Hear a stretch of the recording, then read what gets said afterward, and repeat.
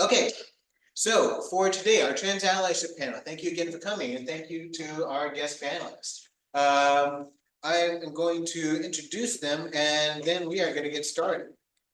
Folks on Zoom, what we're going to do to make sure that the folks on Zoom can hear us and hear everything is when there are questions from the audience, I will repeat them because they generally speaking, they don't hear back behind the camera.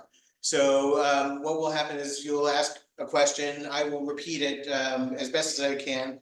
And if I'm wrong, please do correct me. And then our panelists will answer it. That way, everybody on Zoom and in the recordings can hear it afterwards. So a couple ground rules. Our folks are here of their own kindness and caring to speak about their experiences. So of course, we always ask for respect in the questions. We might be talking about some difficult stuff sometimes, we might not. As long as we are doing it with love and good intentions and with the intent to learn and better ourselves, that's okay. They do have and have been told that they have the ability to pass for any question. So that's we believe very much in people's free will to do as they need to take care of themselves. So with that started, let me introduce folks. So welcome, Lacey Turner, LMFT. Lacey is, I'm going to do a brief introduction, then I'll ask a question that makes them introduce themselves more.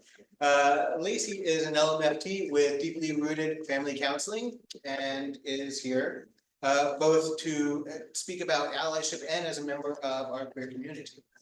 And next is stylist, ex-stylist Miss on, I mispronounce that. You can see. One S at the end there. Is a stylist and a good friend to PFLAG. Has been with us for almost as long as I've been with PFLAG, I think. Has been an advocate and an ally, works with the Trans for Trans organization. And we have Josie Bustos, which I'm sorry, I got that. That's right. Who is a parent and an educator, and is also, if you were with us for some of the activist work we did around the soft censorship of the Fresno Board of Supervisors, the so-called Parents Matter Act that doesn't actually want parents to matter. Josie's with Reforma Del Val Central, which they were very active in that fight as well and did a lot of organizing with that. So I'm excited to hear about everybody's story. So our first question to get us started, each of you has a different story. Transparent, trans ally, trans person. Each of your perspectives are different, and what each of you has needed in your journeys and given in your journeys has necessarily been varied. So I want to ask to take a moment and tell your stories so that we can understand better where you're coming from. And we'll go down the line so we can get started. I get to start. Yeah. Okay, thank you for that. Thank you everybody for that. I really appreciate it. Thank you, Jordan. Appreciate it very much. You too. After so, my story is so born and raised in Fresno. So for those of you who know Fresno, it's pretty conservative, and my family is included in that bunch. I was forced out. So I'm going to try to make this as brief as possible. I was forced out at the age of 18.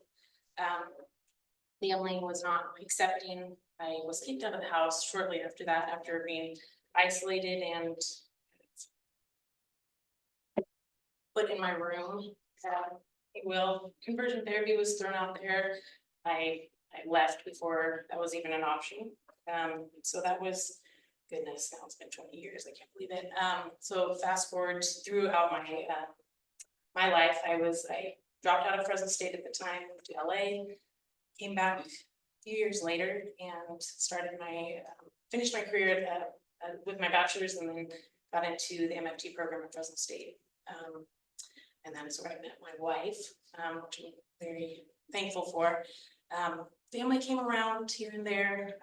I lost my mom and my dad along the way, who were probably the biggest supports that I had. And so until I met my wife and different colleagues along the way, that has been the family that has accepted me and been there for me. So, yeah. Thank you. I'm Misty. I was born and raised in Fresno, moved away for a bit. I've been doing curly hair as a profession for over 20 years. And that put me into working with a marginalized community. And then around 2020-ish, I started becoming more and more aware of the need for other marginalized communities, like the LGBTQ community within, just within my industry, which felt like a weird change, because I always felt like a very accepting, like everybody was accepted in the hair industry, and then all of a sudden it just feels a little more segmented, a little more, I don't know, it's not as together. And I started to feel that around me in the salon that I was working in. And then had a really disturbing conversation in a back room with the owner of the salon that I was renting my space from. That made me say, okay, number one, this is not the space for me and my clients. I need to make a private space for me and my clients so that I can give them exactly what they need, which has always been how I dealt with my clients. What do they need? How can I meet that? So it was a very natural, like not really contrived transition. There were some things along the way that propelled it, like that one conversation. The other thing being a conversation with a client, one client in particular, she came in, it was her second appointment with me. She was pregnant. And we were talking about her career and, what was going to have to go on hold during her pregnancy. And I said, well, what does your husband do for a living? And she said, my partner goes by they, them, and they. And I said, oh, cool. Are they going to be able to take time off? But it really made me realize how exclusionary just our language is. Like the normal common American language is so exclusionary. And so I'll save some of those for the other questions later, but lots of little moments that really just enlightened me, that just kept me on the right path, and kept me knowing that I needed to keep moving forward with this, I don't know, calling, I don't know, and then, I was telling my partner one night, like, how do I make people aware that I can help them be more comfortable in salons and a more comfortable, like that they can come to me more. And then Transfer Trans came across my feed, like within a few days. And I was like, okay, and they're a website that registers salons that are a safe place for trans people. So okay, this is perfect, this is what I need. Well, then ABC 30 came along and found this Transfer Trans, and that's how I met Drew and the people at Trans Emotion. And so since then I've just been doing whatever I can to help along, and connecting people to them as resources. That's huge. That's a huge part of what I do. And that's it. It's just been a really natural flow, and just been loving first. Putting love first. Okay, so I don't even know where to begin, except that I was also raised in Fresno. I wasn't born here, but I was raised in Fresno, and as we know, it was very, not only stifling and oppressive to me as a Latina woman, but also, and multilingual, but also I would see how the LGBT community just wasn't really there, right, at the time that we knew of. And so when I was growing up, also Southern Baptist here in Fresno, a very thick layer, I know it's maybe it's not the wrong word for me to say, but I feel like I was brainwashed. Like, I know that could be a very offensive way to say it, but that's the way I felt. Like my whole, like from when I was born into that religion and raised, it was like, this is the right way about everything, right? Not just gender, but even like, this is, this is the right God, this is the right everything, everybody else is wrong in every sense of the way or term. And so growing up that way, I began to question a lot, like just just to say that I question, like, well, how do you know that when they translated the Bible from the whatever language to English, it wasn't that he really is a she or a non-binary person without knowing that term non-binary at the time? And it was like, shut up, like, don't ask those questions, right? And so I just had all these questions. And then I said, I'm going to Santa Cruz, right? So, and then it was like, what? Like, you know, everybody's like, you're going to, why aren't you going to, like, you know, Fresno Pacific or some, you know, religious university? And they were like, that's like, you know, what is it in Spanish they call it, Sodoma y Gomorra, right? Like, that's what UC Santa Cruz is. And I was like, well, then for that reason, I'm going, you know, if that's what you're saying, then I'm definitely going. So, I went, and of course, like, right, like, mind blown, like, this is back in the 90s. And I went as a freshman, and it was just so inclusionary in so many like, in so many ways. You know, I took like feminist and queer theory as one of my classes, and it was just very like, it was good, but also it was really hard, because in my brain, it was like this total shift that I was already going through in my own mind here. But now it was like, here's all the information. And so at the time, there were people in my life previously, which I'm really sad to admit, like when I was in high school, I had a friend who had come out to me, and in my brainwashed time, you know, and I haven't ever been able to even see her again and say, I am sorry, right? But I've said it a million times to her and everybody else for her, because I just said, like, are you sure? That's like, in my head, I was like, you're going to hell. Like, that's what I thought. That's how I say that I was brainwashed. And so knowing that at the time, going, this person whom I love, whom I've always known, like, she couldn't have been born that way. What my religion says, that, you know, it was just such a mix up. Anyway, so fast forward, I get to Santa Cruz and I meet all these different people, and I start to question my own gender, you know, and in the back of my mind, because I'm still trying to come through, right? And then fast forward, my son is 15 years old at the time, comes out as lesbian. And I remember that he was so scared, like days and days and days of crying, and he'd gone through a lot. Like, he tried to, you know, cut or committed suicide and like all these things, and I'd been taken to elementary. I mean, just really struggling, didn't really know.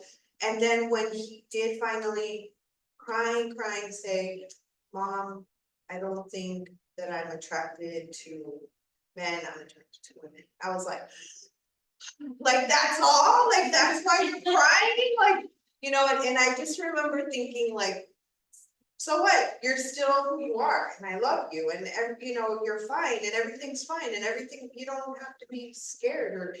But of course it was scary, because this was Hanford, not even Fresno. Like, talking about going from one extreme to another. And so I feel like life sort of prepared me for that moment, because up until that point, I was no longer brainwashed. Other people had come out to me, and I had just like embraced them. So this whole time I told them, I think that the universe has prepared me this entire time for your coming out, because it was so easy. And then when I talked to like my best friend who was there during the birth, she says to me, are you surprised? Like, seriously, are you surprised? Like, I was like, no, I'm not, you know, and so all of that happened, and then, you know, years later, he goes to see Santa Cruz and then realizes, like, I'm not that, I'm a trans man. And it was like, oh, and that was another, like, learning experience. And maybe I'm going too far now, because maybe there's other questions. It's interesting to hear how people's journeys evolve, so I'm fascinated. There are other questions, but we also want to hear, like, how do allies, how do people who are working for the good of the community, how do you get there? One of the things that people ask is, what steps, like, what do I do? And so that's why I invited y'all on here, because people wanna know these steps, so this is. Yeah, and the one thing that has always just infuriated me kind of is that people always say, you're such a good mom for accepting him. And I'm like, ew, like, what do you mean I'm such a good mom for accepting him? Like, all moms should be that way. Like, there's Yes. no,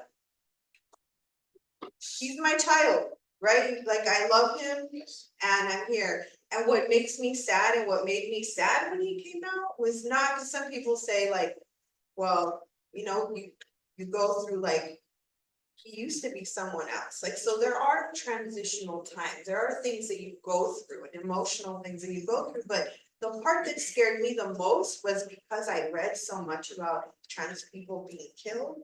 That was the part that scared me the most. Like, will you be safe?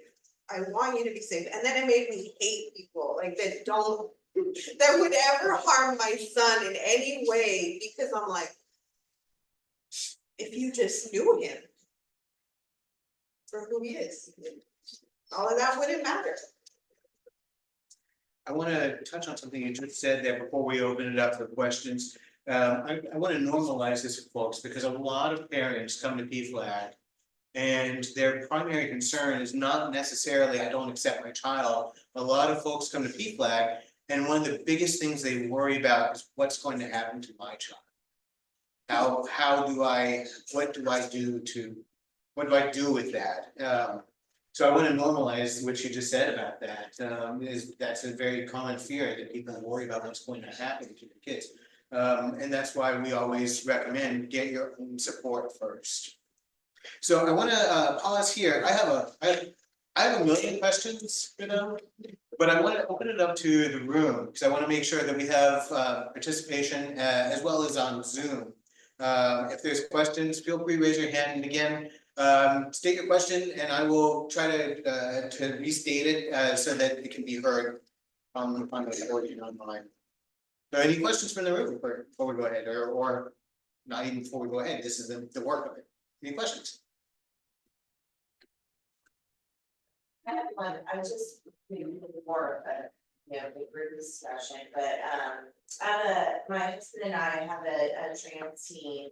And, who we've always loved and accepted and haven't had a problem with, but related to that topic of fear and, safety. One of the hardest parts, I think, for any parent, really with any kid, but especially LGBTQ plus or trans community, is that safety factor. But I really had to work on, we really thought more so than I am, but I had to work on not projecting that fear onto our person that we love, and the journey of that, and how it's really not good to give our fear to them. And I just wanted to ask you all, have you experienced that? And if so, how did you handle that? So for the folks on Zoom, the question was about the person's experience trying not to project their own fear onto their trans loved one, and asking, how is that, how do you not project your fear? Did I encapsulate that? Yeah, and just to clarify, not my fear, because I love who they are, Right, just the right. more of like the safety fear. The safety issue. And not right. making them Yes. scared. Yeah, so to not project the fear of their trans loved person's own safety, how do you not project that fear for their safety onto the trans loved one? Asking how does that work for you all? Can I just like, first of all, can I ask my son? Yeah. Have I projected that? I have tried not to. Yes. On the spot, but. You're gonna use your lifeline for your first question? I feel the same, like I have tried not to say certain things ever in front of him, that I just like, I journal a lot, so I try to write them down. I have not had as good a community really as I think, that you're right, we should have a better community. But journaling was really, really good for me to do. So I hope that I have not projected that. Yeah, I don't think. Okay, good. No pressure, no pressure. I know. It's good to check though, it's. I think for parents, it can be very difficult for them to hold that space of fear. And maybe you can speak to that from your work as a therapist. Yeah, that too, and I think personally though, I experienced the fear from my dad. So he sat me down, shortly after the forcing out, and said, you know, the world is a cruel place, the world is not gonna be friendly to you. I'm just sitting there at 18, shutting down, not knowing what to say, but wanting to say, reflecting back and looking back. What am I supposed to do with this? Right. Right, I didn't, not necessarily choosing this, what you're all saying about him, right? This is Lady Gaga terms, born this way, right? That's not what he heard or could see or hear at that time. So I appreciate you bringing that up, you know, I think it's important, right? Yeah. Would you say, Lacey, that from your professional perspective, that that he could have addressed that conversation and the topic with different words?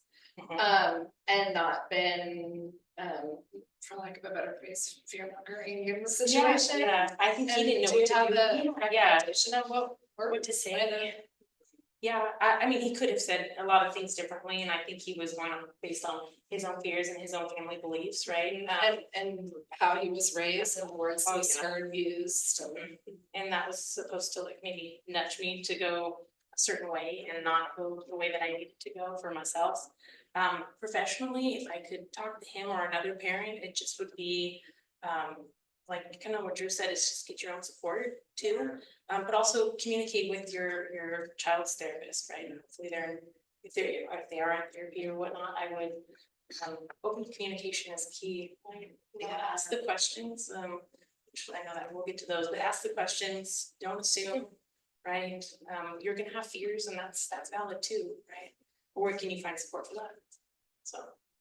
And I will just add to this, obviously, I'm not an expert real time, but I think one tip that has been helpful for me is getting that support by coming here, getting my own therapy, just to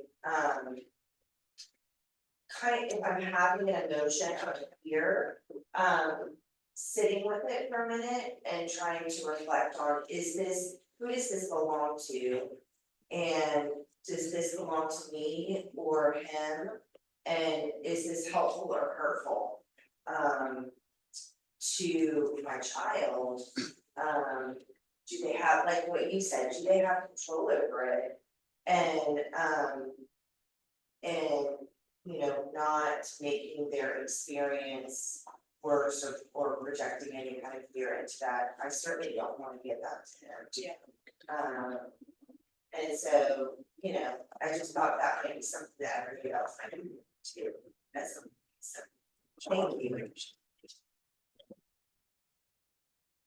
Do we have any other thoughts on that before we move on to another question? I don't personally have children of my own, so my perspective on that topic wouldn't really be what you're looking for. But I would say, like, you know, just if it's something that a fear that you feel like you need to express. Older children are different, but let's use younger children as an example. Your boy wants to wear nail polish to school today and he's in the 3rd grade. You know, you might want to prepare him for how to deal with people or how people are gonna talk to him about it. The reality of it, but you know, it can still be a positive thing, you know. I've seen this in my extended family's household, my brother's household, and my sister-in-law is really good about that. Where she'll just say, you know, might say something bad about that, but you know, this is your choice and you're gonna rock your choice. So what are you gonna say if they say something bad? And you say, well, boys wear nail polish too. Okay, great, you know? And it's always kept really positive. I don't know how to translate that to teenagers and adults. No. But you know, try to, you know, Yeah. choose the words. Yeah. It's always about the word choice, I think, to make Yeah. them feel not scared and less excluded. Sabrina on Zoom has her hand raised. Yeah. Sabrina said, oh, yeah, go ahead and. We have a Zoom question. Can you hear me okay? Oh. No, she's just raising her hand. Hello. Yeah, Hi, everyone. I'm Sabrina Naves. I'm the president of the Sacramento chapter of PFLAG. And I just wanted to speak on this topic a little bit and then kind of ask a question of the supporters. It's hard for us too, as members of the queer community, to face these fears and to not be afraid that we're putting our loved ones in danger. I know I'm terrified, like if something ever happened to my mom because of the lifestyle that I don't know, choose to live and born with, however you want to look at it, whatever phrasing you want to use. I would choose this life even if I wasn't, but that's a different question. But how do you think you can assuage those fears of your loved ones that, because they probably feel the same way too. They might be putting you in danger. So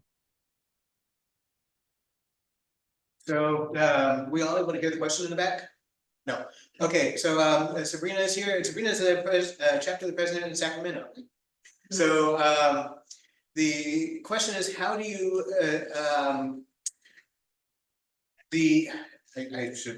I don't have the good memory for this, I shouldn't be in this role. How do you assuage the fears? Like a lot of us queer folks are afraid that us being out is going to affect our families in some way, that they might be hurt because of us. How do we assuage those fears that that we might be having? And I think I just made that. Sabrina, did I get that anywhere close to what you were asking? yes, that's perfect. Thank you. So I'll put that question to our panelists. I don't think that anything could ever happen to me because of my son, but I guess in thinking about how people, even in our own family, how it's been hard in our own family, like my mom, it's taken my mom a while. And not because she doesn't love him, but because it's been hard for her to even grasp it at first, and she's very religious, right? She's the one who took me to church, and no, she's still there. So that has been tough because she's my mom, and so it's a constant like Carlos, like always reminding her. And at first, like it seemed malicious, like over and over, really? Come on.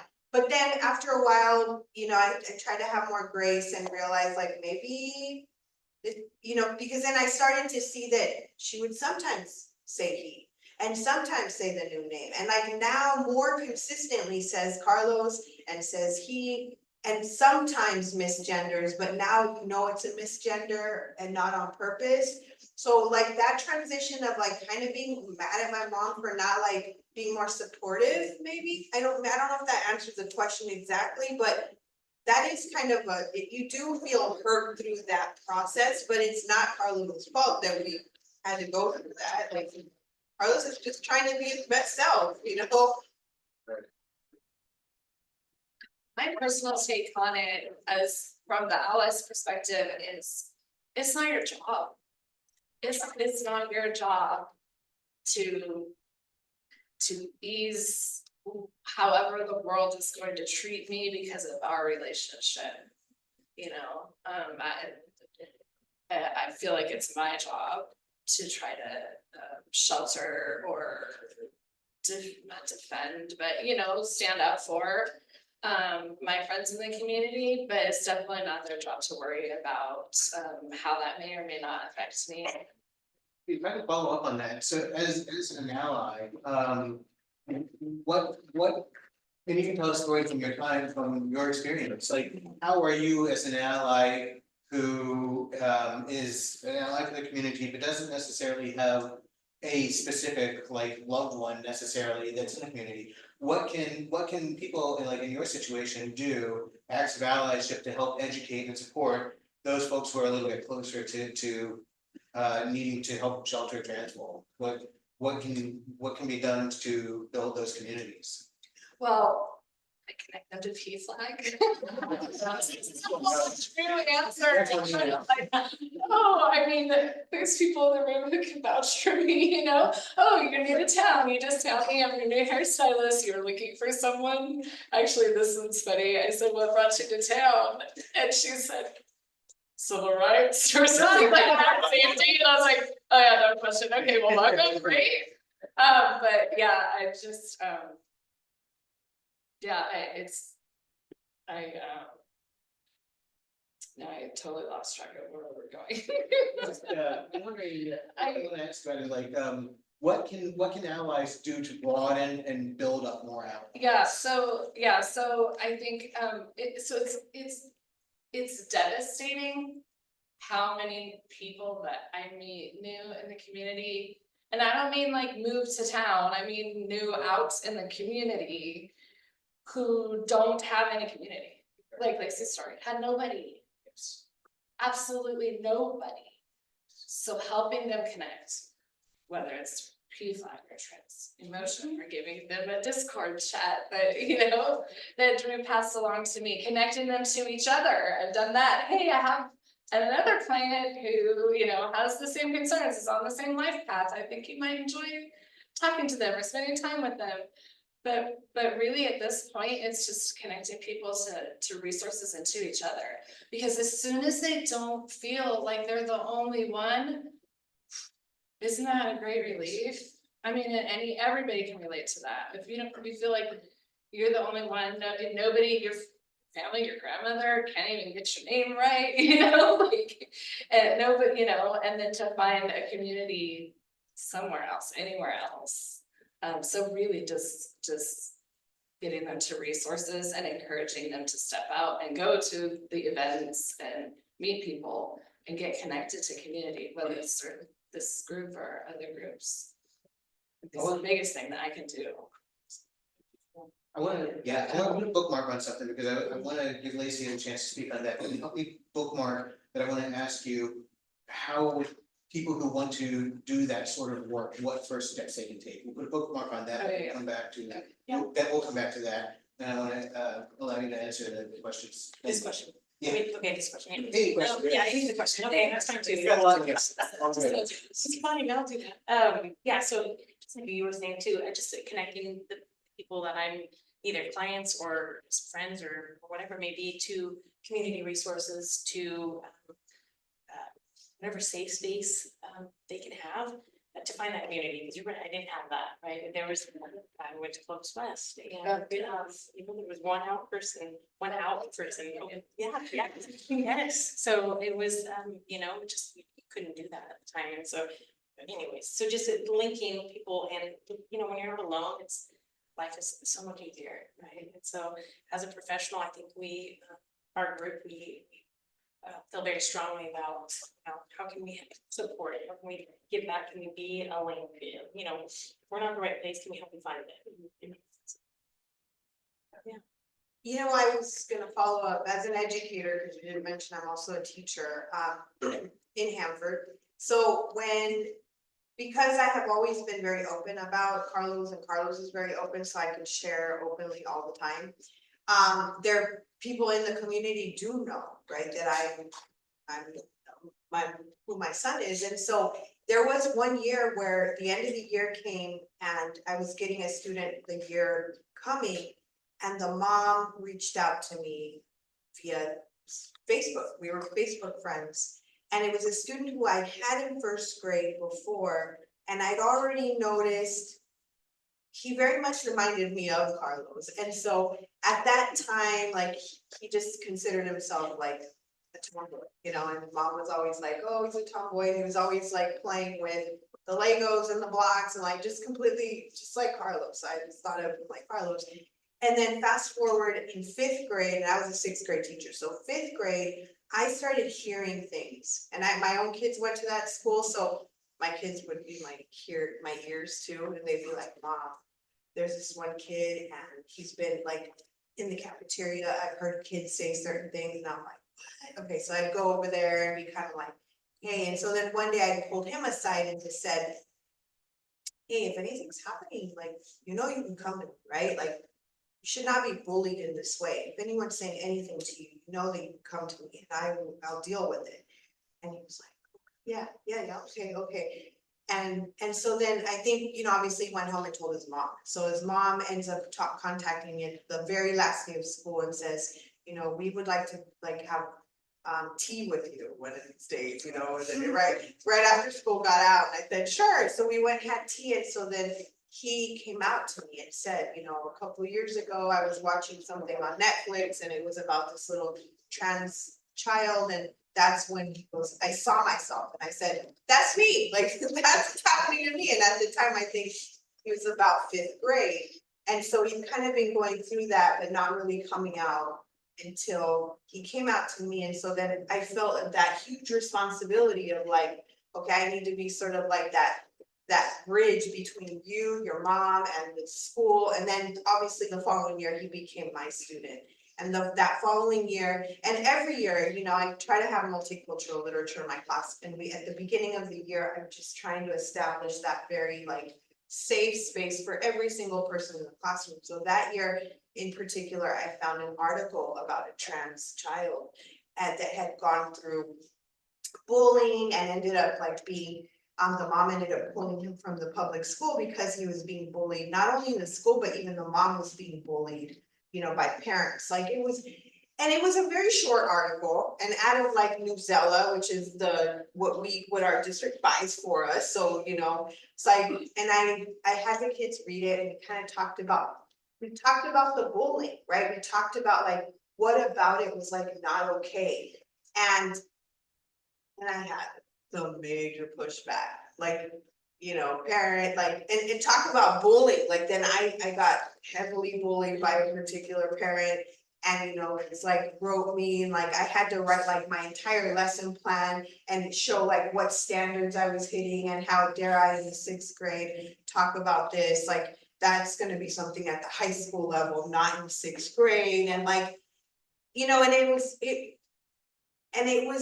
it's that bullying over and over, because that wasn't the first time. At that particular moment, it was like, I'm gonna tell the board, and I'm gonna get you fired.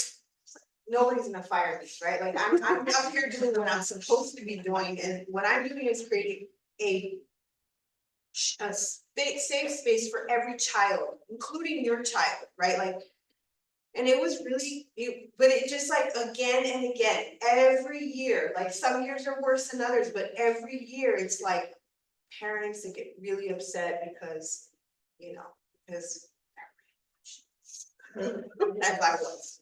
Well, you bring up a really good point. I mean, what you're talking about with this child who came to you, student who came to you, this is exactly why PFLAG was so active in the fight against the forced outing policies we had. Because a lot of trans folk, a lot of LGBTQ folk find a safe person, and that safe person may be their teacher, their school counselor. So to be able to have those conversations is vital to creating those first steps of community. But I wanna have so many questions here. We've got so many great things. And I wanna ask all of y'all, what do you do about pushback? You talk about the pushback from the families.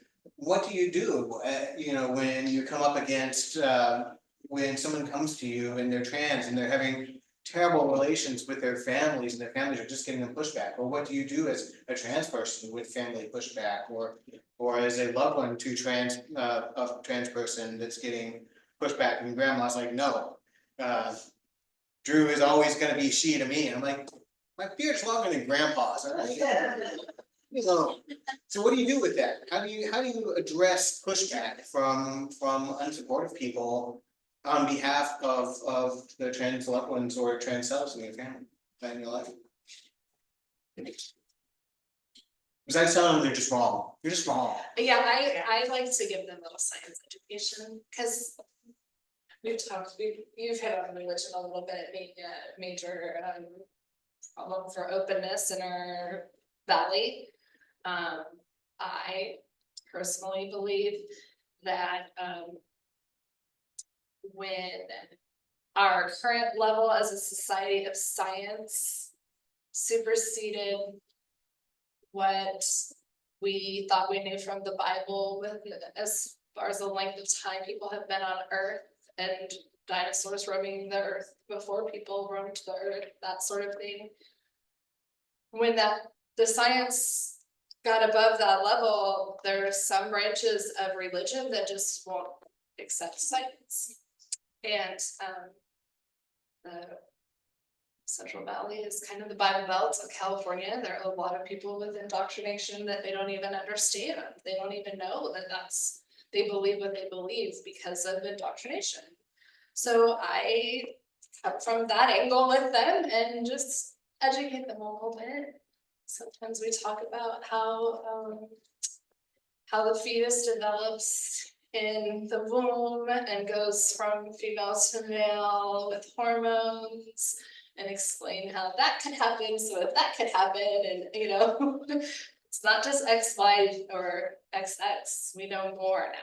We know more, like it's not just, and so I just try to come from that perspective and just educate them. They usually get real embarrassed after I say the body parts and when they're I won't say it, I almost said my mom. And then it gives them something to think about. It's just generally my approach, if I have the energy for that. Sometimes you have to choose self-care. Yes. And that's okay to choose self-care. Even as an ally, there's a lot of guilt behind that, I think, when I choose self-care sometimes. But you can't fight every battle.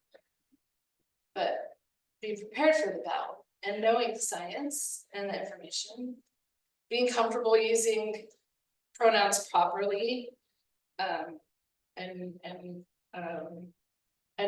understanding the language, I think is the hardest part for someone when they're first becoming like openly allyship. That's what I've heard from people sitting in my chair. They aren't open because they are afraid to use the wrong words. And it's like, nobody's offended if you're afraid to use the wrong words. They're offended if you purposefully use the wrong words over and over again. Like you said with your mom, right? Like, you realize that it's a cultural thing, it's her indoctrination. It's not even a choice every time. Not always a hurtful choice, it's just something that they've been taught. So re-educate, give them a little science lesson, and And you bring up something you call modeling, like you use their correct pronouns, you corrected your mother. We do that here at PFLAG, little state secret, don't tell. But when someone comes in to us and they say, my daughter is transitioning and they have a difficult time with pronouns, we often will ask, like, what name do they want to use? And what pronouns are they using? And they say, oh, her name is she's using is my, and then 5 times they'll switch back and forth, but we find out what the child wants or what the person wants, and we use that consistently. I can't tell you how many times in my chair, I am the first person to properly gender someone. Yeah, That's, and it's so meaningful. it's so meaningful. huge. It's Yeah. huge. And then if you are doing that, they bring in somebody and you're doing that, then the other person sees you modeling how to address with respect, and then that picks up. I've seen families grow like that. Yes, That's been absolutely. amazing. See, parents after a while, a few months, several appointments where I'm the only one properly gendering their child with them. And they slip and go, oh, well, and correct themselves, and then 24 months later, it's not even a question anymore. Right. Well, I think the modeling, sharing to your story is really important because they can't argue with your story, right? They can't argue with what you've gone through, and you're giving them this different perspective. And I feel like that has been something that I do, especially in that very conservative community that I work in, with just even my colleagues. And if they want to, they'll ask questions. And sometimes people are afraid to ask questions because they're afraid that they're gonna sound dumb or offend you. But when you become open, like when I've been open with people, I think they're more willing to ask questions. And then it opens up that dialogue between us, so the other thing is, even because within teachers, and it's not just teachers, it just happens to be the world I live in, but because we're so, like, because we learn things always a certain way, right? Like girl and boy line, right? You don't think about the girl and the boy line until you have to think of the girl and boy line. And then after that, it was like, I can't have a girl and boy line anymore. Like, I really can't, right? So then me trying to explain to people like, dude, you should do a girl and boy line, you know? Just do like, because we number our kids. So let's say if you have 1 through 20, do a 1 through 10 on this side, 10 through 15. Like, it doesn't matter what gender, like, don't gender the line. And then the other thing is like haircuts, right? Haircuts and the gendering of haircuts. And so there's like a lot of things that we don't know until we know. Right. And then we have to model. Right. And share. Yes. Since you mentioned haircuts real quick, this was good to know. It has been illegal since 1996, I think. 496, somewhere around there, to price haircuts based on gender in the state of California. So any salon, barbershop, anything you see saying, oh, women's cuts are this much, men's cuts are that much, you cannot do that. It's not supposed to be that way. It hasn't been supposed to be that way for a really long time. So yeah. So if you're another stylist watching this or listening, get on. Yeah. Call me, text me. Yeah, it's not that hard. But yeah, it's not even. It hasn't been supposed to be that way. Yeah, so as a professional, I appreciate everybody too, that just your stories and what you're doing too, you know, in your line of work. Because my line of work, I'm sitting across from the person, and I get to hear their story. I get to hear their fear, and I get to feel it and sit with it. And how am I going to tell my parents? What can I do? And how do we bring your parents in? Let's bring them in. If they're ready, when they're ready, let's do that. I've done that a few times. It's been powerful, sometimes not, and sometimes there's questions, but I always like to prep, and have a few sessions before with the client, and just being able to have them share their story and what they want to get out of that, right? Because the fear is the pushback, the rejection, right? What am I gonna do if my parents don't want to talk to me anymore? Like they're my parents, Okay, well, what are we gonna do? Like, I can't tell them, I can't tell them, it's not a possibility, right? Which is unfortunate. You said it's long. Do you want to just that's your kid, right? That's not the case all the time. So having the real conversations, but also allowing for them to explore, okay, this is what I want to say, this is what I want to share. If they want to bring their parents in, I think so it can be beautiful things. So I appreciate that they want to do that.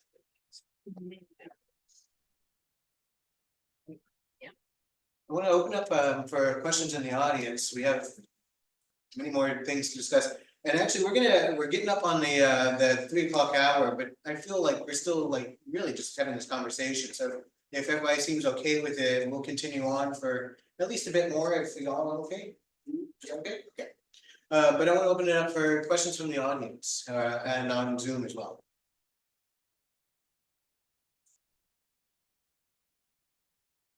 I'm learning how to sit with silence. Not very good yet. Well, I have a couple of I have a whole bunch of questions still. But we're not gonna get to them all, sorry. I want to ask, one of the things that has struck me has been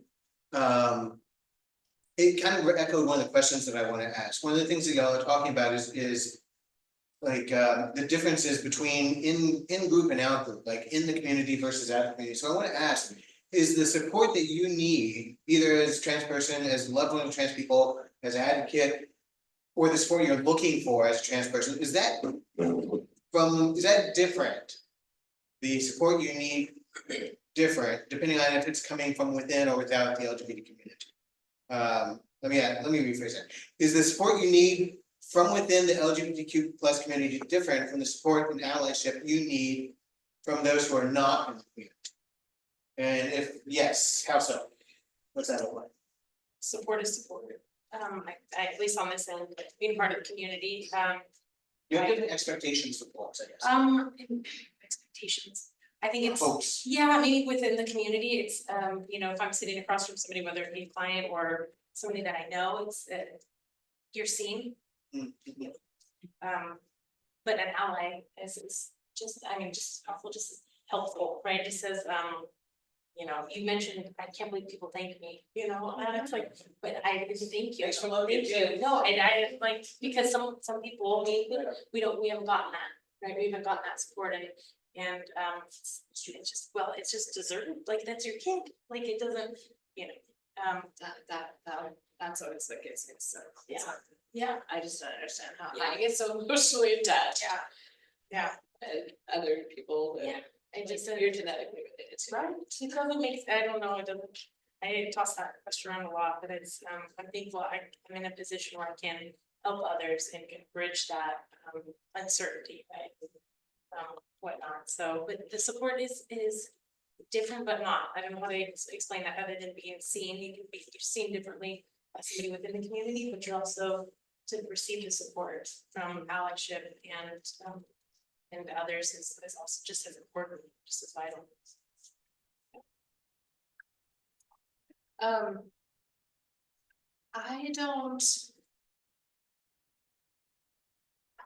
I'm a supporter of the LGBTQ community, so I don't ask them for things. However, they give. And give and give and give and give, like no other community. So I mean, to change the question a little bit, the support I get from the community versus outside of the community just is different. Like you said, Phil, I feel more seen, more heard, more accepted. My boundaries are, I mean, put first in the LGBTQ community, and I think that everybody can learn from the LGBTQ community to how to be more accepting and loving, and yeah, so I wish that I had more support from other allies. I think that as people like me step out and say, okay, no, I'm just gonna be vocal because it's the right thing to do. Hopefully more people will too. Because I know that there are a lot of people who aren't vocal who believe the same way I do, but they're afraid to speak that way, you know? Very much. So yeah, I wish I got more support from outside of the community, but inside of the community, I give and then it just comes pouring back to me, you know, like just tenfold every time. I think for me, probably what's hard is that I get pushed back a lot from that community that's hampered when it comes to, like I said, every time I brought it up, like every time. But then I'd also have the students who were identifying and they would, on the side over here, tell me like, they would feel seen and like, oh, do you have more books like that? Like, do you have it? And I'd always, because it was sixth grade, I would always say like, is your mom gonna be okay with you reading this? And obviously it was still middle school. It wasn't like I was giving them like, you know, anything that wasn't in their age range. But I'd be like, all right, well, you said your mom said it's okay to read that book, go for it.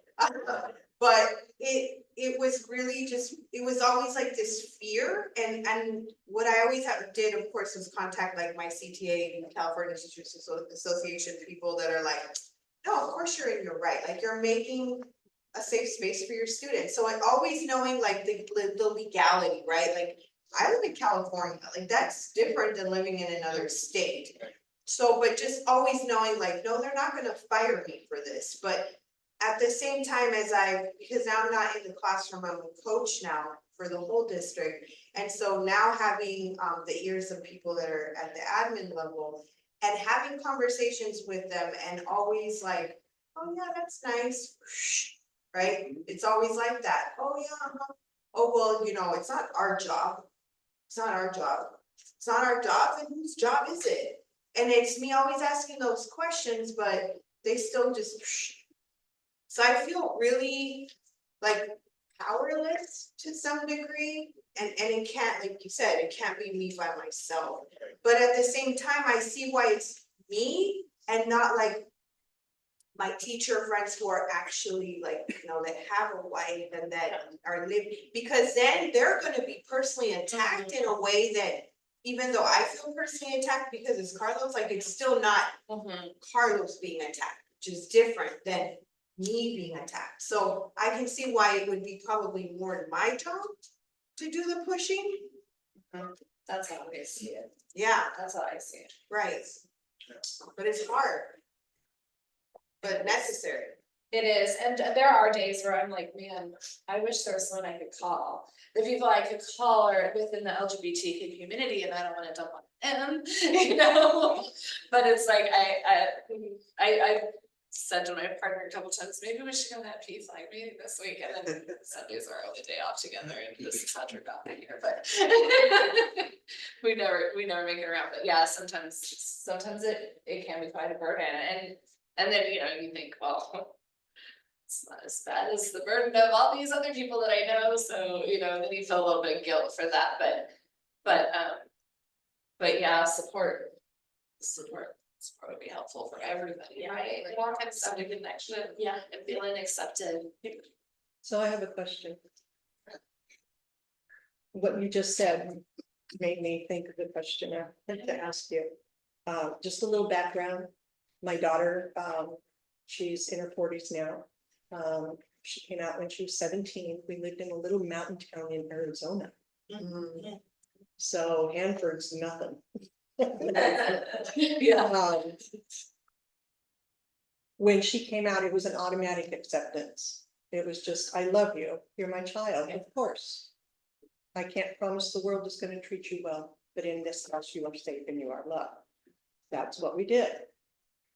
And my house became the gay house for all of the high school kids, all of the children in the area. And there were more than people realized. And even a couple of moms called and talked to me and would ask me questions. That's a long time ago. Like I said, she's 40 now. And all of my children, they live in different states. So I'm no longer that person. How can I help you? Because I want to continue to help. But I don't have that direct connection anymore. So how can a person like me help you? Where you just said, it'd be nice to have someone that I could contact. Yeah. And it's still moderator's privilege, it's Yes, a question. yes. You become the queer house walking around. You become the queer house that's walking around and all your actions, and I know you, and you're doing this. You are walking this walk. You walk around and you create an atmosphere of love around you. You don't allow people to badmouth trans or queer folks. You celebrate humanity in all its rainbow colors. We have a lot of colors in the rainbow. Yeah, we do. And I think that for me, one of the reasons why I wanted to have this group, this panel, is because simply showing up shows somebody else what's possible. You simply being here. I'm gonna get, Artie, I need the tissues. Simply you being here.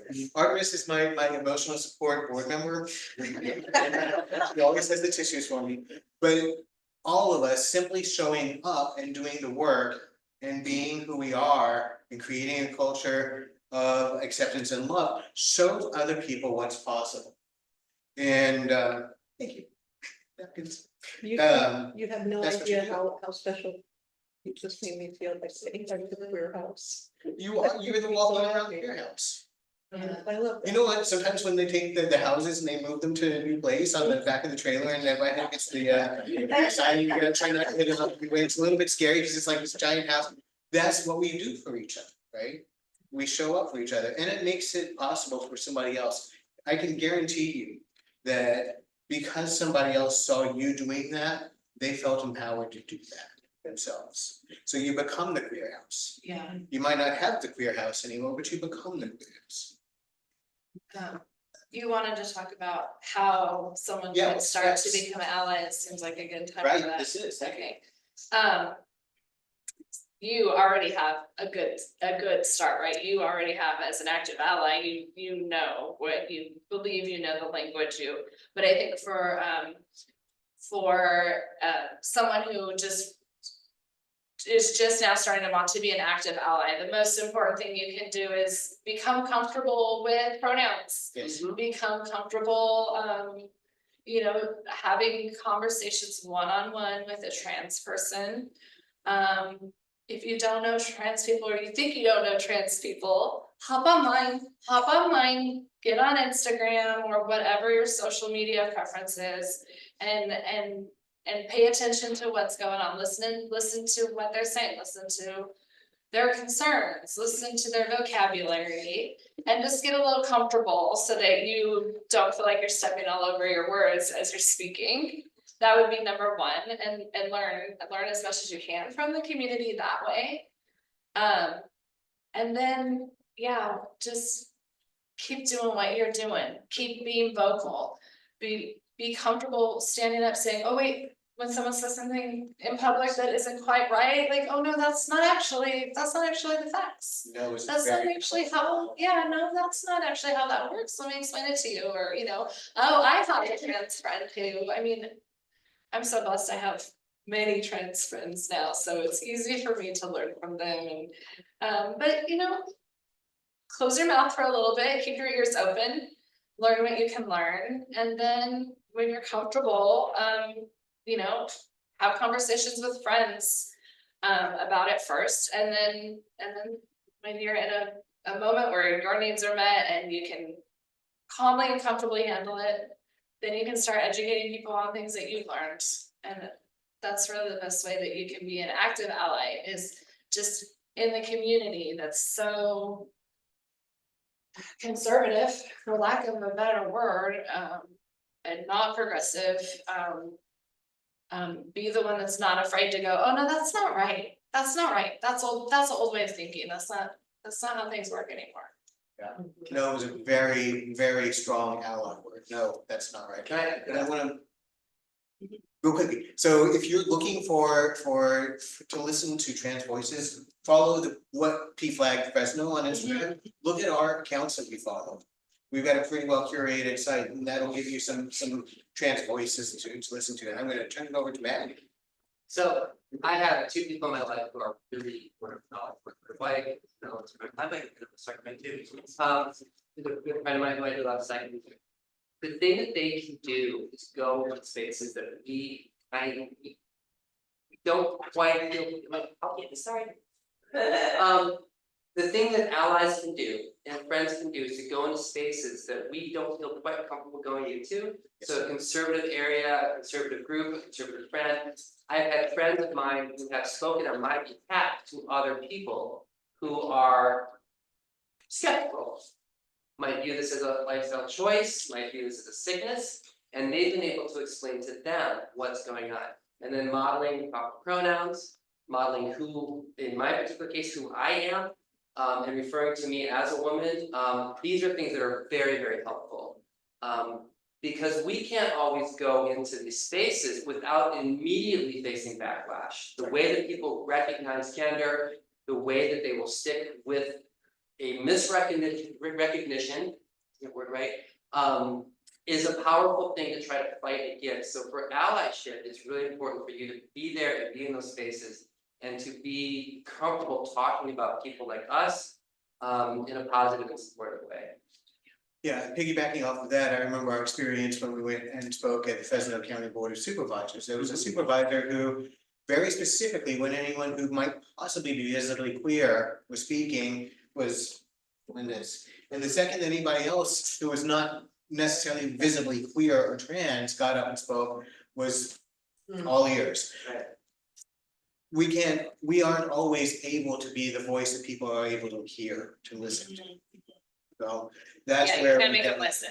Yeah, some people's defenses go up. They've got this programming that tells them that we're like innately, I don't know, whatever we are. And so they shut down the minute we start to speak. So that's where allies, your voice is very important. And I'm gonna embarrass Misty here. I'm so proud of my daughter Misty, the love and support that she gives her family and community, as well as so heartwarming to me as her mother. So. Thanks, Mom. Yeah, everybody deserves a mom like my mom. Everybody. Absolutely. So the steps to take, I wanna continue that discussion. So what else, Lisa, Josie? I was gonna say books, like actually I brought a bag of books, boxes of books. And how important it is, like as a non-trans person, and like I could ask my son all kinds of questions, but. Reading books, like by Case and Calendar, actually, they have written some really great Yes. books, I think Forever Felix. Yes. And I've been fortunate to be on a couple of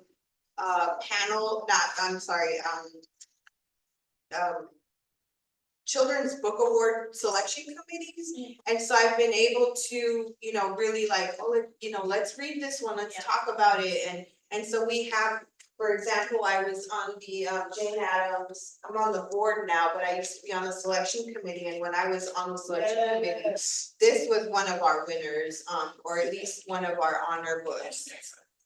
What's it called? I'm sorry. It's called The Mother of a Movement, and it's Jean Manford, ally activist and co-founder of PFLAG. So, I think that's the other thing, is that you have to get on these committees so that you make sure that those voices are heard. Yeah, that's a great book. Yeah. And on that note, we actually have a little queer library at the Fresno EOC LGBTQ Resource Center at 1252 Fulton Street. We have about 700 books or so that are all written by, for, and about LGBTQ folks and our loved ones and BIPOC folks. So please go visit it Monday through Thursday, 10 to 2. And thank you, Reform has donated some Spanish language books for us. We need to have more of that. Lacey? Yeah, kind of more Maddie, I don't know where Maddie went, but I wanted to, yeah, that's okay, I wanted to just, I appreciated what she said. I think one of the biggest things personally for me has been, well, good friends of here, just watching out for me, like, you know, bathrooms are just really scary for me, I'm gonna just be honest. I don't use the restroom, in public anymore unless there is a neutral space. Thankfully, our counseling office has that, for myself and then also for, some of the clients that we see, so, but just, there's power in the allyship, right? Where we don't have that as much, right? We live in fear, we live in this like, well, who's gonna say something, who's gonna judge us, who's looking at us now? And receiving us in a threatening way, when you said like the queer community is so warm and so welcoming, and it's, not everybody sees us like that, and which is so unfortunate, you know, it's like, we're fighting our own battles internally, and then we have to fight every day when we go outside, so I very much appreciate the allyships that I have in my life, you all that are doing that, because it's not easy, and I share this with clients all the time, like, I walk outside my door and I'm like, okay, what's today gonna bring, you know, one of my clients said recently, they're like, I'm gonna put on my armor as soon as I walk in my house, I'm like, oh, you know, well, so into their Yeah, so that's the hard we do, so. Just keep showing up, it's a very, very big deal, And there's a million, we can't give you a checklist because there's a literal million things that can be done. And each of those things is going to be tailored to where you are, what skills and interests and relationships and communities you've built yourself. So Lee, you had your hand up? I think I'm like hesitant whether I should just pass or not. And I think also with allyship, I'm a late blooming lesbian, and I think having, I don't have that community. I am new to the area, but I think as a queer community too, we need to also continue to work on work on that acceptance, no matter the age to which people either come out in their gender identity or their sexual. Yeah. And you bring up a really good point that I have on my list of questions here. I want to talk about privilege in our LGBT community. That affects how we get support, that affects how we receive support, that affects who's able to be supportive or not. So I want to pose it to our panelists. How has privilege or lack thereof affected your journey or your loved ones' journeys? How can we become more aware of it as a community? And how can privilege it's a fluctuating thing, and we might have it in one area and not have it in another area. How can we use what privilege we do have to help others? I'll open it up to the three of you.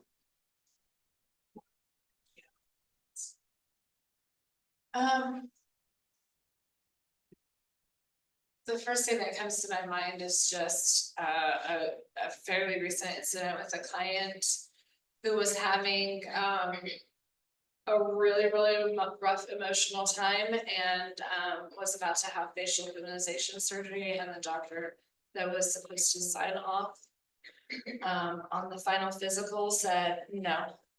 I mean, it's very clear that it was because of what it was for.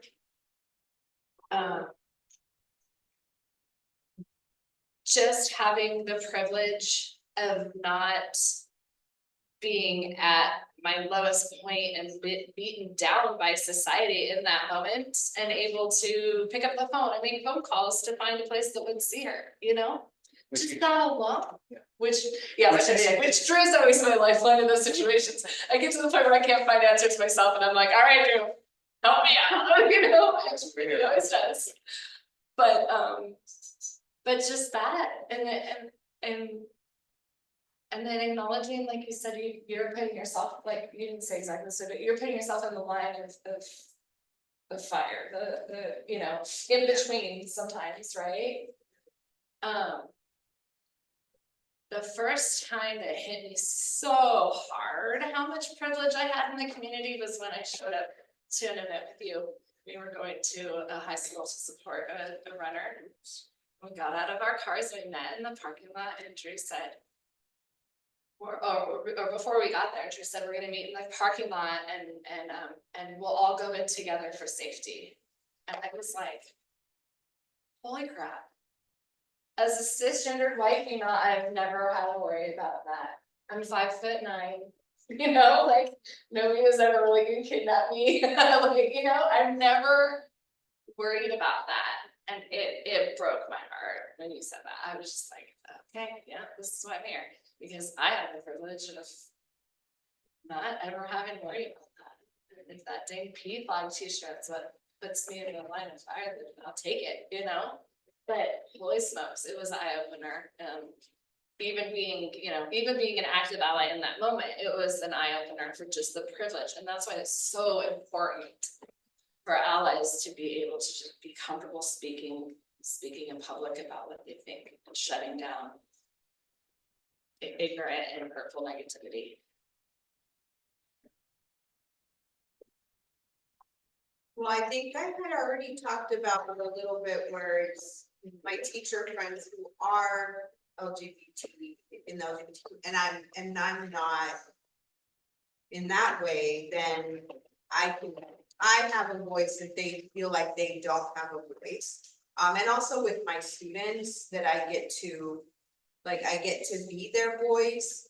And then also, well, even within the education, like teachers, like if you're a teacher that doesn't have tenure, then you obviously can be let go for any reason and they won't tell you why. And so always, you know, making sure that those teachers know, like you do have to kind of jump certain hoops until you get tenure, and then you can put those books out if you want to. Right, but before that, you have to be careful, unfortunately. So I think in that sense, maybe that's maybe the type of privilege that I feel like I have. I think for me, privilege has been just an interesting topic, and even in my own mind, I know that I'm a white person, and I understand that, and other parts of my life, I don't have it at all, and so when I have somebody by my side who has that privilege to, walk beside me and help me or support me in that way is, I'm lucky for that. I'm grateful, very, very grateful. Yeah, it's a struggle. It's an almost. The interesting thing comes when, I remember when the first time I was read in my correct gender as a man. It freaked me out because I was working at a residential treatment facility and we had a garden, it was the lead gardener. And we used to put our veggies at the market, and somebody was asking me a question about something, a growing way we grew something. And I gave them my answer, and then, as I always do, I prepared all the backup information to prepare, because I knew they were gonna ask me 37 more questions, questioning whether I knew what I was talking about. And they didn't ask me that question. Because they read me as male. Yeah. And that hit me, and I almost didn't transition because of that. I'm like, if that's what happens, I don't want any part of that. So the interesting thing is the difference that I see from where I was at the beginning of my journey, when I was scared to walk in bathrooms versus where I am now, where like there's only one bathroom that I can walk into without feeling like somebody's gonna beat me up, and it's the dude's room, right? Which is interesting as we're looking at the national culture, because given legislation, they would have me go back to the women's. Which, why do there's a legislation, but, so the privilege is interesting because it shifts to. The other thing is a huge privilege. I can That's walk as a huge female, I walk into any men's restroom, any bar, if the women's is full. Yeah. No problem, nobody's Yeah. ever questioned me. Right. Sometimes we cuddle with the pants down, they go, well, it's okay. Yeah. You and your mom going through. Yeah. I haven't chilled that mom. She's listening, it's usually us, you know what I mean? And then to go, what? Like, they're not gonna what? Who's gonna question you about that? They know, why am I just going the wrong one? Why are you, it's the But it's weirdest. how it shifts and Yeah, fluctuates it's and so what you can do based on that privilege. It's so Cause I can do a lot more now because people all of a sudden listen to me. It's amazing, it's terrible and wrong. But I can use, there's Lodia J. Jones quotes, oh God, I forget what she quotes, but the quote is spend your privilege. It is a never ending resource. Spend your privilege, I like use it that. in the service of other folks. So that's kind of where we come from, so.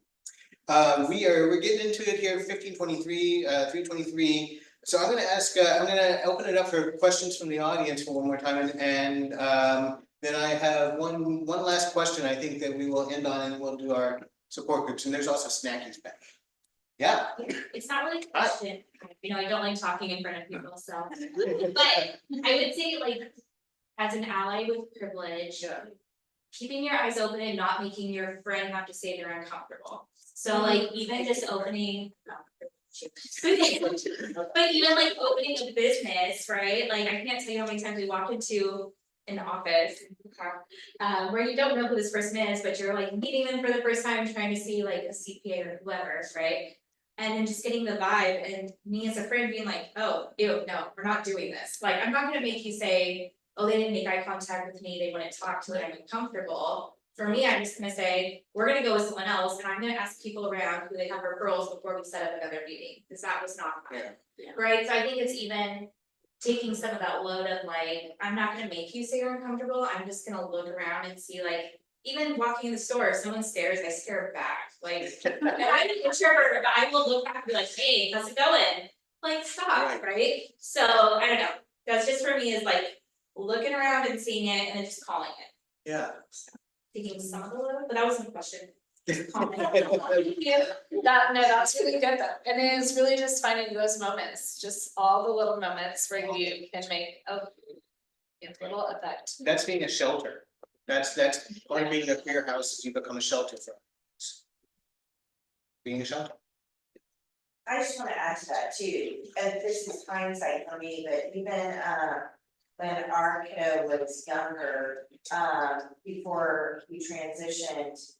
Even going into a public restroom, you know, when they're little, you hold hands and I could feel his grip tightening. And so if any of you have kids or are experiencing that, you can feel and sense, even if it's nonverbal,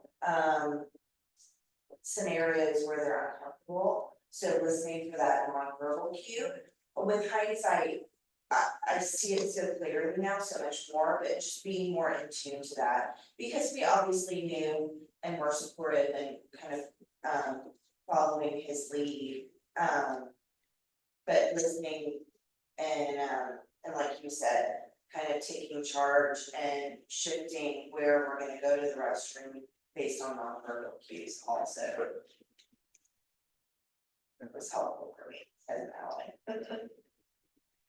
ally. Do we have other questions for the panelists from the audience or on Zoom?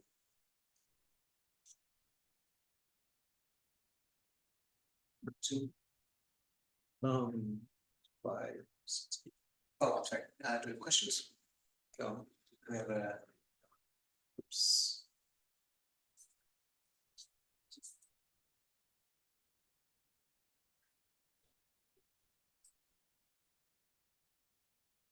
Okay, we have a comment from Zoom I'm gonna read.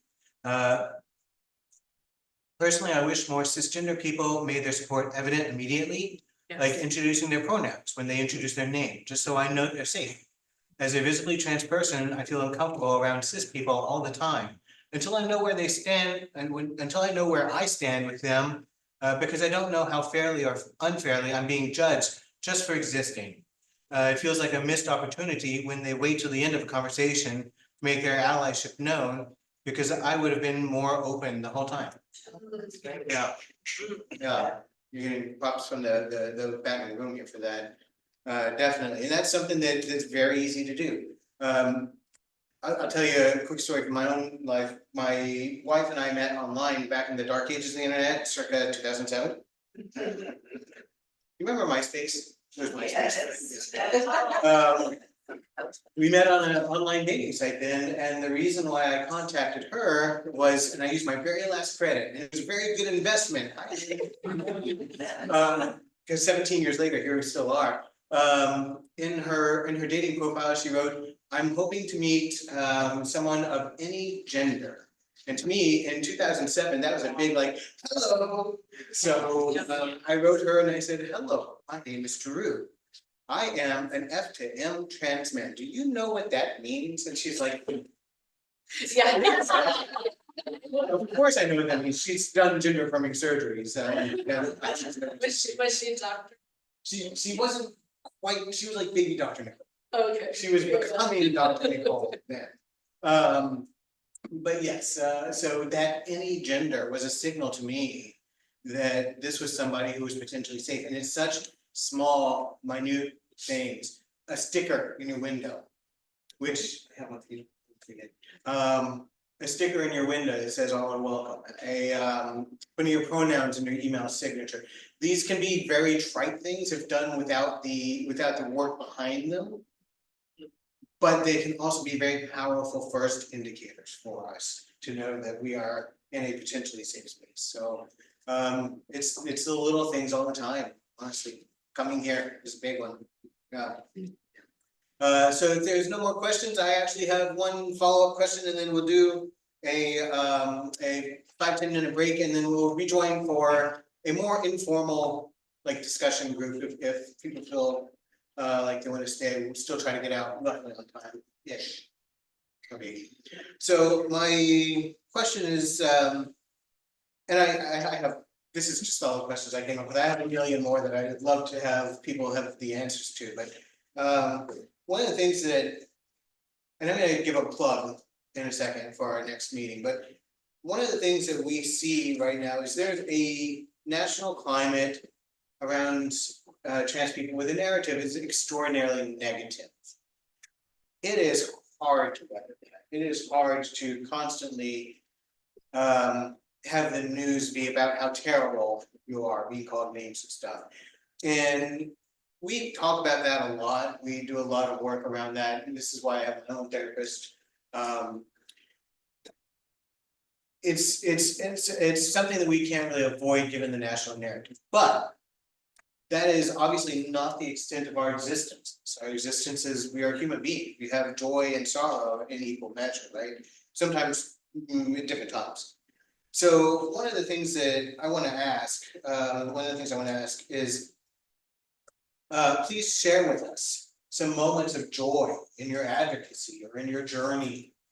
Please share with us like a time when supporting the trans community has been a joyful occasion or a celebration or something joyful that has happened to you through your life as it relates to loving trans people, a trans person, or being a trans person.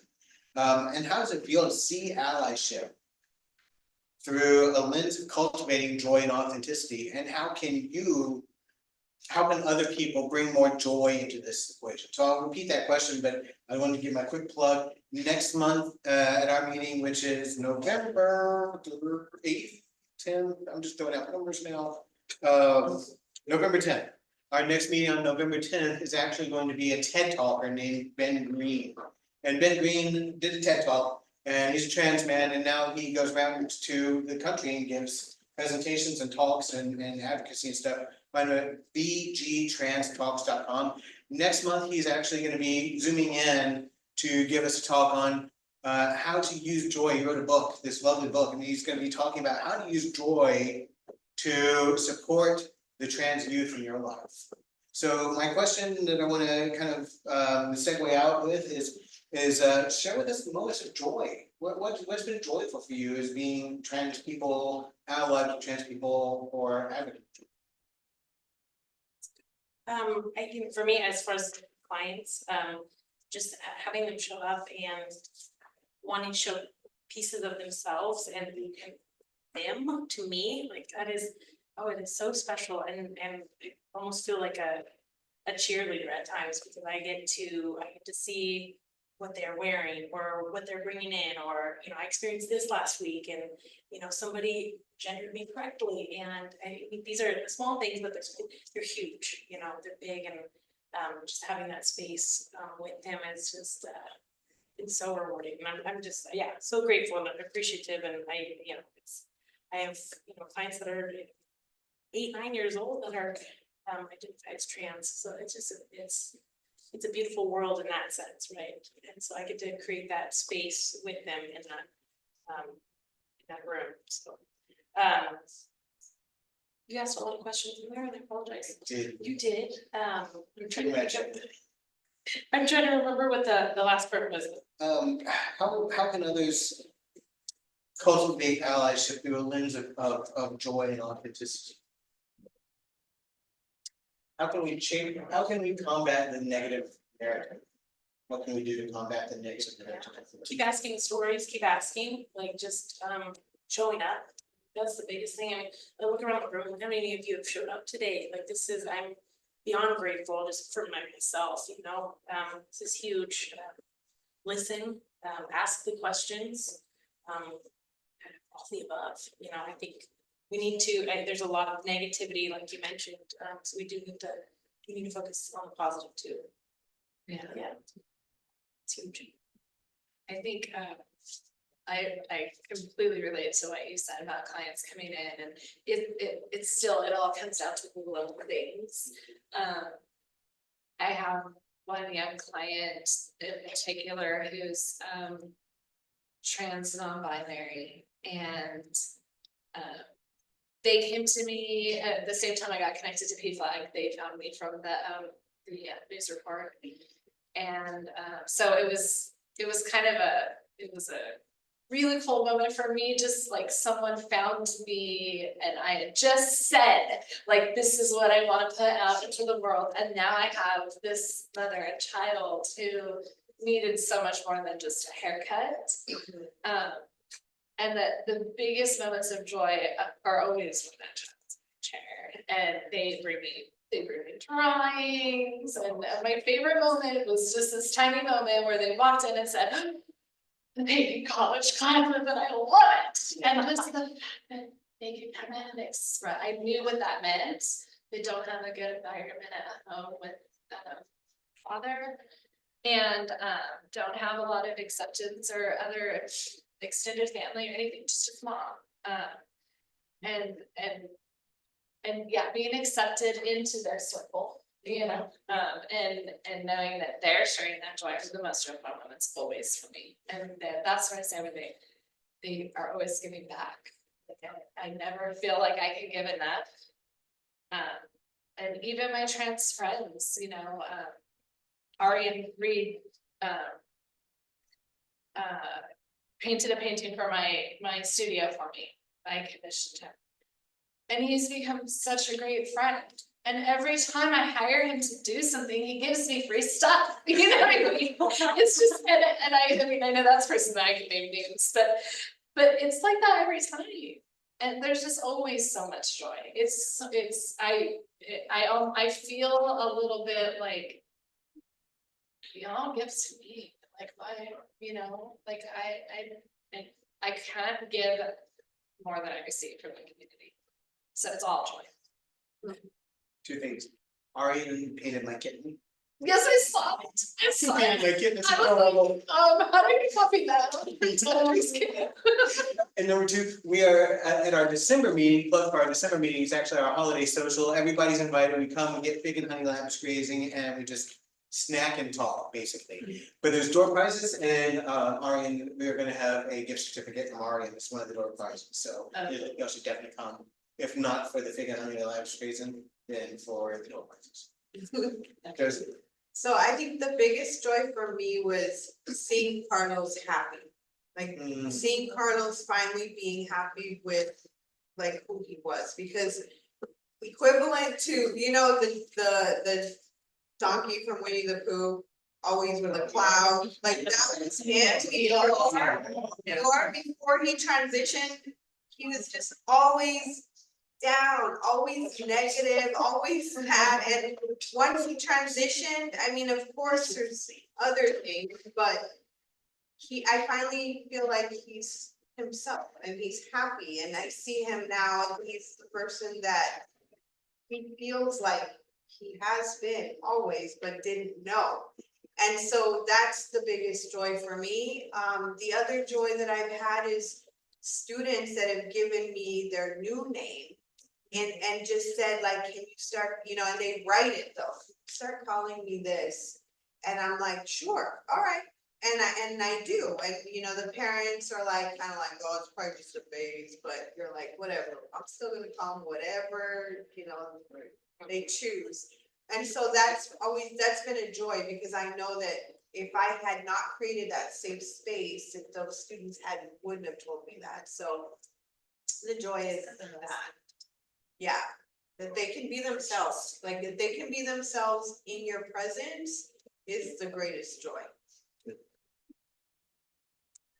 well, we went past our time, but we appreciate you all sticking around, especially our panelists. Thank you very much for coming and sharing the GCAMs. Right.